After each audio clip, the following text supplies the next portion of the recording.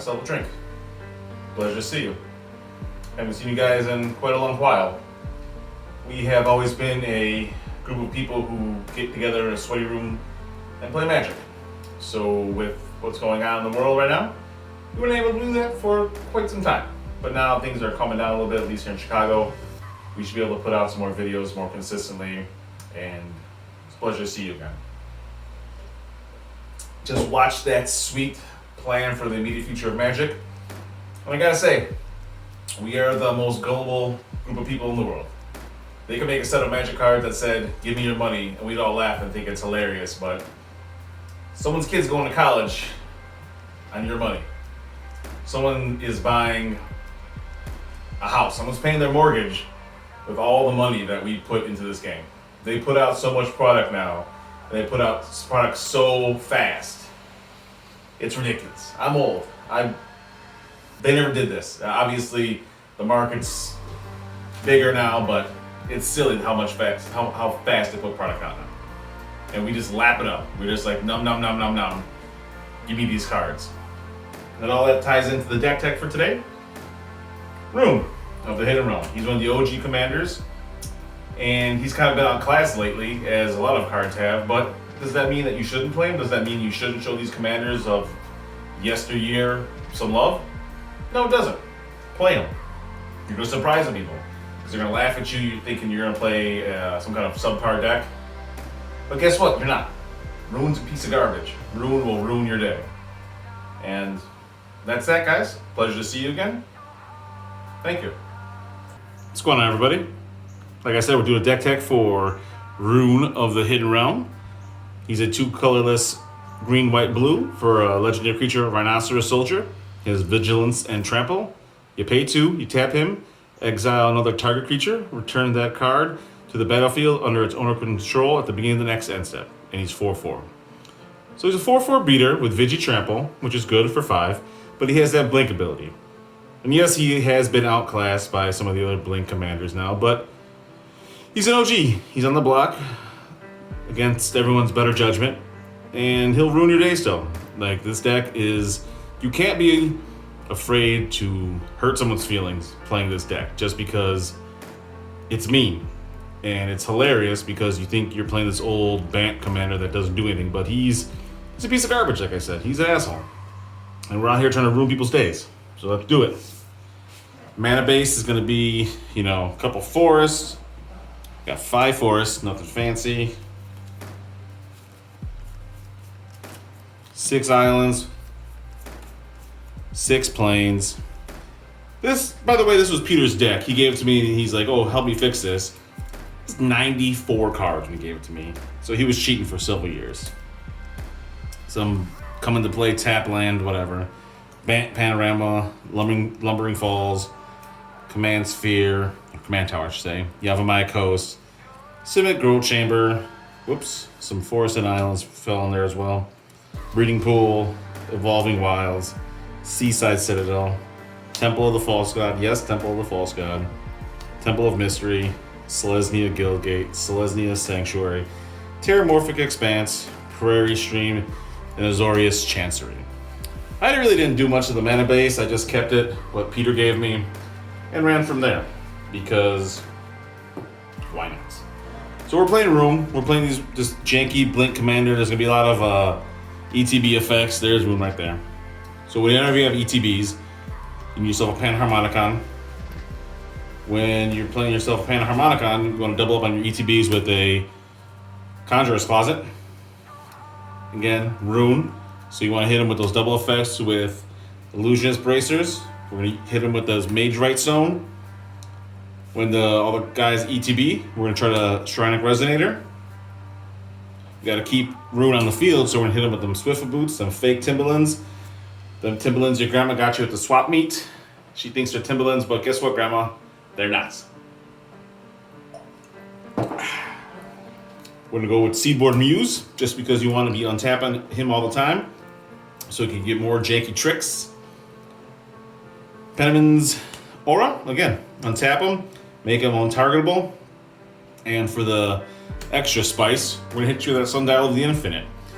So the other day I played this deck and I felt like I was playing Police. and everyone was just trying to politic with me to get rid of something. It was annoying, but I did it because it kind of benefited me as well. So you're going to exile something with Roon, and then you're going to end the turn, and they don't come back. You're like, haha, sucker, guess what? Your favorite card does not come back. So those are all Roon's little toys. We're going to go with some other cards right now.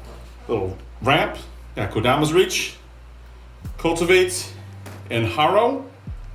With the little bit of Ramp package we got Worn Power Stone, Prismatic Lens, Unstable Obelisk, Hedron Archive, and Soul Ring. I got Eldrazi Displacer in here, and I was amazed to find out how many mana rocks I don't have that produce colorless mana for Eldrazi Displacer. So that's why all those seemingly mismatched mana rocks are in there. And we got a couple Wraths. We got Time Wipe and Wrath of God. I like Time Wipe because you keep Roon alive and then just kill everything else. It doesn't necessarily stay alive, it just goes back to your hand, but you know what I'm talking about. We got Dovin's Veto and Arcane Denial for the counter spells, only 2. Because if you're going to sit here and try to play this really control-y, you're going to pack this deck with more than enough counter spells, and it's just not going to be fun to play with or against. If you're playing a control deck, you're going to sit back and wait, and it just leads to the most annoying games. You know, blue pass go is not for this format. I'm not saying you can't play a control deck, you can do it via other means, but you know, blue pass go is... Go play some LGS if you're gonna do that. Don't come to my house. Don't disrespect my house like that. Now here comes some more, actually a ton of goons for Roon. We got Soul Herder, a newer card. It's gonna blink things and put a 1/1 counter on it. Of course, you got Deadeye Navigator. Brago, which is absolutely hilarious of a good card. Stonehorn Dignitary. You got an aggressive friend who likes to play aggressive decks. And guess what? You're not going to be able to play that card anymore. That's what I'm saying. This deck is mean. If you can get this deck humming, if you can get this deck going and build up a board state and, you know, build up some protection for yourself, this deck is hilarious. Sower of Temptation, you're going to grab something, and then when it blinks, it's going to grab something else. You know, you might use something, like sacrifice it, or I don't know, whatever the board state is. You're going to grab somebody else's card and take it, and there you go. All these creatures coming and going. We got Soul of the Harvest. Whenever a creature enters the battlefield, draw a card. Farhaven Elf. We'll get a basic land. Why would you not want Soul of the Harvest and Farhaven Elf in there? You're drawing a card and getting a land? Please. Armada Worm. You know, getting more goons on the board. Prime Speaker Zagana. Drawing all the cards for the goons you got on the board. Blinker and Blinker and Blinker and draw more cards. Progenitor Mimic. Again, ETBing. Copying something like Armada Worm and just spitting out cards, or just spitting out value. Got the Wayfinder. Again, going digging for lands, and then, you know, repeatable. Ewit. Again, if something blows up, if you need to get a Wrath back, if you need to get a counterspell back, you need to get something back, you need to get Panharmonicon back, Ewit's your girl. And then just repeat. Watcher from Tomorrow. Again, just filter your cards, put those cards underneath them via Hideaway, blink them, get the one you put away again, and then repeat. Karmic Guide, again, just recursion value. Sad Robot, out there getting you lands. Cloud Blazer, drawing cards, gain a life. Again, so if you can't find Ewit, you got Green Warden of Marasa, same situation. You got a Farah, drawing you cards whenever a creature's at the battlefield. If you can draw the next turn, so if you blink something on somebody else's turn, there you go, you get extra card draw. Seagate Oracle, again, just card drawing. Subjugator Angel, I put this instead of the whatever angel kills tap creatures, just because I think you're gonna end up getting more value out of this.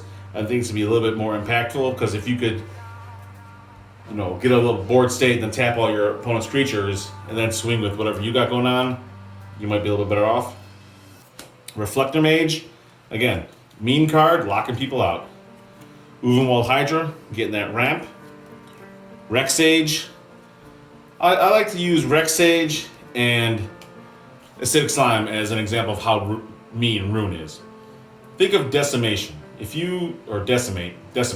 If you decimate somebody for all 3 modes, you're an asshole. But sometimes you gotta do what you gotta do. And let's say you cast Acidic Slime. Next time you blink it, knock somebody else's stuff down.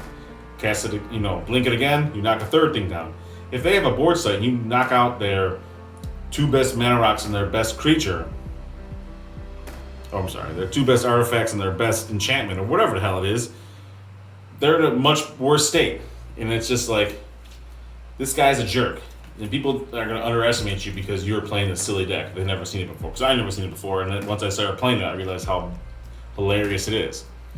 Sun Titties, Sun Titan, out there getting stuff back again, more recursion. Meteor Golem, that's what I was talking about. That destroys, non-land permanent. You blink Meteor Golem once or twice, you're going to be back in the game. Frost Titan, same thing, tapping things down. Here we go, Elvish Visionary just for the card draw, and Wall of Blossom for the card draw. Now we got some other blinkers. We got Eldrazi Displacer and Mist Meadow Witch. Eldrazi Displacer is a much better card just because it brings it back immediately. Mist Meadow, kind of like Roon, why Roon has been classed out lately, is it comes back in the end of the turn. If you can blink something immediately, you're going to be far better off. If you can blink, a Sad Robot or a Wall of Blossoms or a Meteor Golem, or whatever it is, multiple times a turn, you're going to be really, really well off.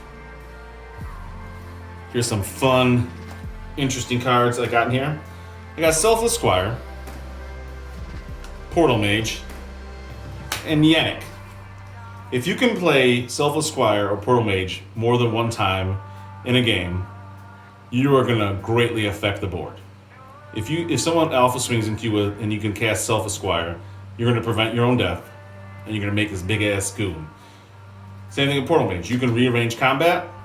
Fantastic. I like Yannick because you cast it, you exile something, then you blink him, you ETB twice again. So you're going to put the counters from Yannick on somebody, probably Roon, and then whatever you exile with Yannick will come back. And then when Yannick comes back, you exile it again, and then repeat with the 1/1 counters. It's a little, silly interaction I like to do.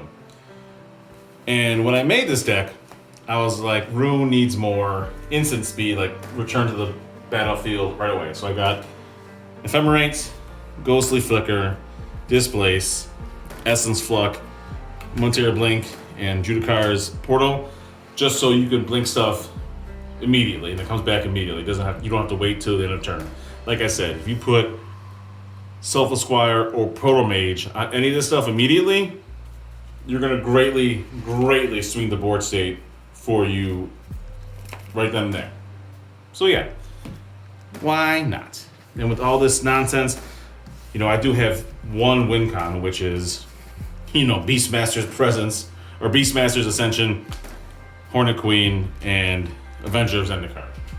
You're just gonna win with these cards. If you can cast Beastmaster's Ascension, or the Avenger, or the Hornet, and then swing in and get those counters right away, chances are you're gonna win. No one's gonna let the Beastmaster's Ascension sit around for many turns once they figure out what you're doing. But why not? If you could surprise somebody, cast it, and then swing for lethal with it, more power to you. Again, this is my Roon deck. Technically, it's Peter's. He gave it to me 94 cards, so 6 of those cards are mine. But I think it's a really fun commander. You need to show love to old commanders. We can't just be throwing everything aside and going to the new thing, because there's a lot of fun to be had playing older decks. My Volrath deck is so fun to play, and it takes people by surprise because they have no idea what it does. Same thing with Roon. A lot of people, especially newer players, probably never seen Roon. I never seen Roon until Peter sent me the deck, and then I watched I had to search for videos from him. I was like, wow, this guy is an asshole. But, every group of friends needs an asshole. So they can tell their wives, hey, at least I'm not Steve. Hector's out there doing woo-woo-woo. I'm not doing that. So every group of friends needs a scapegoat, and Roon is your scapegoat. All right, guys, like, comment, subscribe.